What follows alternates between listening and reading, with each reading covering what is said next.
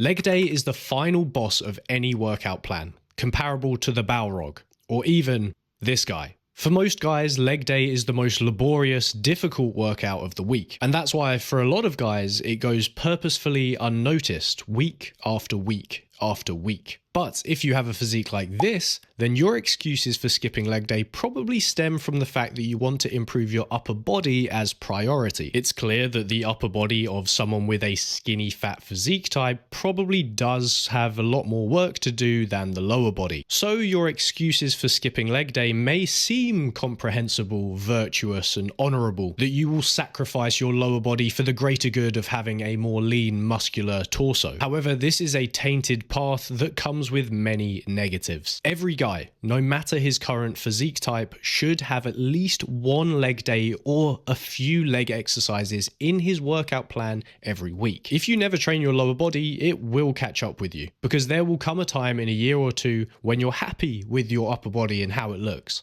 But then you look down and realize you've got SpongeBob legs. There's no real reason to get into this dilemma in the first place, as you can still make tons of progress with your upper body whilst building muscle down there. Your legs, not your todger, obviously. So there's two ways you can easily add leg training into your workout plan, and here's how. The first and better choice out of the two is doing a 45-minute leg day per week. And here's how a really effective leg day can be compressed into just 30 to 45 minutes. Start off with a heavy compound movement such as a leg press. There's tons of stability in this exercise and it's not that difficult technically, so it's a bit faster to perform. Couple working sets and then get to your working set weight and do 3 sets of 8 to 10 heavy reps. Get a good deep stretch before pushing back up. You want to get through the exercises quickly, but keep your reps nice and slow. Then we're going to get into some supersets. You're going to superset a dumbbell or barbell Romanian deadlift with a heel elevated goblet squat. Romanian deadlift is a fantastic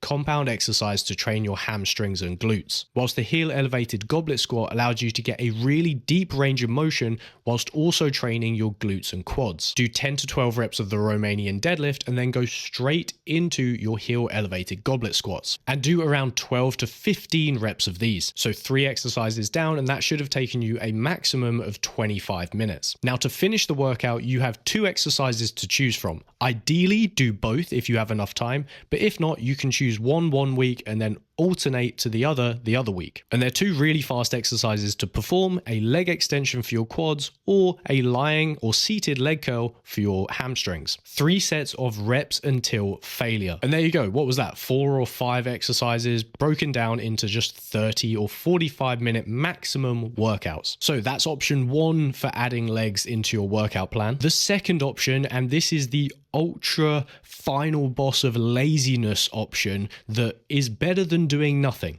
is adding 2 leg compound movements to your workout plan per week. So let's say you currently go to the gym 2 or 3 times per week and you only ever do upper body. What I'm asking you to do is add in 1 compound movement for your legs on each of these workouts. So let's say you do push day Monday, pull day Friday, and that's it for the week. I want you to begin that first workout with a quad and glute biased compound exercise. Leg press is probably the best option as it requires the least amount of setup, but you could do a split squat, a walking lunge, you could do a barbell squat if you wanted. Do 3 or 4 sets of 8 to 12 reps and make sure they're hard, heavy reps. And that's it. Then wait until your second exercise on the Friday. Let's say you do a pull workout, and I want you to add in a compound exercise for your hamstrings and glutes. So the best option here is probably going to be a Romanian deadlift. You could also choose to do hip thrusts. And then that is it. That is all of your legs done for the week with 2 exercises. And over many weeks and many months and even years,